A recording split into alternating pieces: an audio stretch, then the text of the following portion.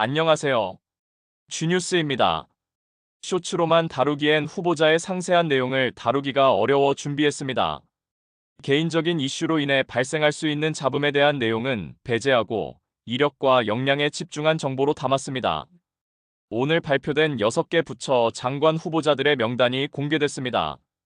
이번 내각 인선은 이재명 정부의 국정 철학과 정책 방향을 반영한 것으로 평가됩니다.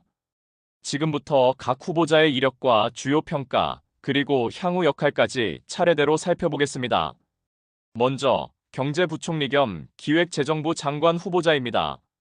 구윤철 후보자, 기재부 예산실장과 국무조정실장 등을 지낸 정통 경제관료입니다. 서울대 경제학부 특임교수로 재직 중이며 재정과 예산 정책에 있어 깊은 전문성을 갖고 있다는 평가를 받습니다. 그는 국가 재정을 기업처럼 운영하겠다고 밝혔습니다. 특히 AI와 바이오, 반도체 같은 신성장 동력에 과감한 투자를 강조했죠. 다만 지나친 확장 재정은 부채를 늘릴 수 있다는 우려를 제기하기도 했습니다. 그럼에도 불구하고 이번 인선은 경제 활력 회복을 위한 강한 메시지로 읽힙니다. 두 번째는 교육부 장관이자 사회부총리 후보자입니다.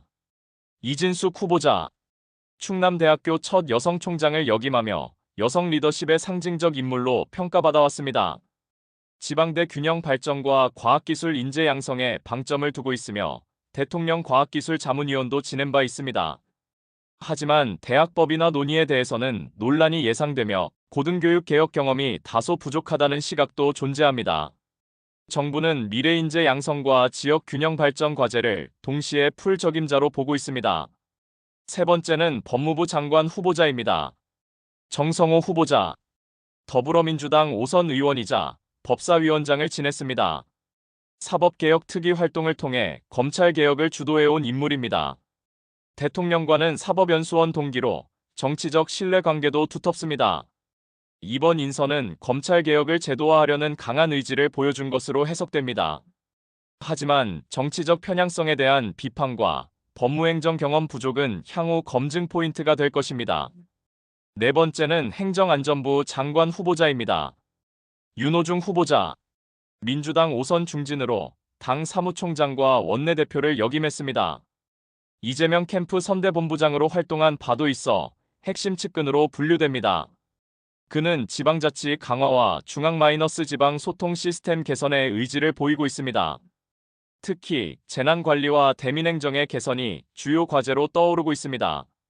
하지만 행정 전문성이 상대적으로 부족하다는 지적도 있고 정무 중심 인선이라는 평가도 있습니다. 다섯 번째는 산업통상자원부 장관 후보자입니다. 김정관 후보자, 기재부 관료 출신으로 두산 에너빌리티 사장을 지냈습니다. 산업과 에너지 분야의 폭넓은 민관 경험을 갖추고 있으며 국제금융에도 정통합니다. 특히 그는 성장 중심의 산업 정책과 친환경 에너지 전략을 동시에 추진할 수 있는 인물로 평가받고 있습니다. 다만 기업 출신이라는 점에서 산업계 이해관계와 공공정책 간 균형을 우려하는 시선도 존재합니다. 그럼에도 에너지 전환과 무역 협상 등 핵심 이슈에서 실무형 장관으로 기대를 모으고 있습니다. 마지막은 보건복지부 장관 후보자입니다. 정은경 후보자, 전 질병관리청장으로 코로나19 팬데믹 당시 방역을 총괄한 상징적인 인물입니다. 의학적 전문성과 위기 대응 경험, 대중과의 소통 능력까지 갖춘 리더로 평가받습니다. 이번 인선은 의료보건 시스템의 안정화와 복지의 효율적 운영을 겨냥한 것으로 보입니다. 다만 복지 행정과의 연계 측면에서 정책 조정 능력은 향후 검증이 필요하다는 지적도 있습니다. 이렇게 6명의 후보자는 각각 경제, 교육, 사법, 행정, 산업, 보건 분야에서 중대한 과제를 맡게 될 예정입니다. 이번 인선은 전반적으로 전문성과 정책 실행력을 고려한 실무형 중심 인사로 분석됩니다. 동시에 정치권 인사 비중이 높아지면서 정치적 논란도 일부 예상되는 만큼 국회 인사청문회를 통한 검증 절차가 중요해졌습니다. 향후 이들 후보자가 장관으로 확정될 경우 이재명 정부 2기 내각은 본격적인 국정 드라이브에 나설 것으로 보입니다. 재정 확대, 지방 분권, 검찰 개혁, 미래 산업 육성, 보건, 시스템 개편 등 굵직한 정책들이 본격적으로 추진될 전망입니다. 앞으로 청문회 과정과 국정 운영에 어떤 변화를 가져올지 꾸준한 관심과 점검이 필요한 시점입니다.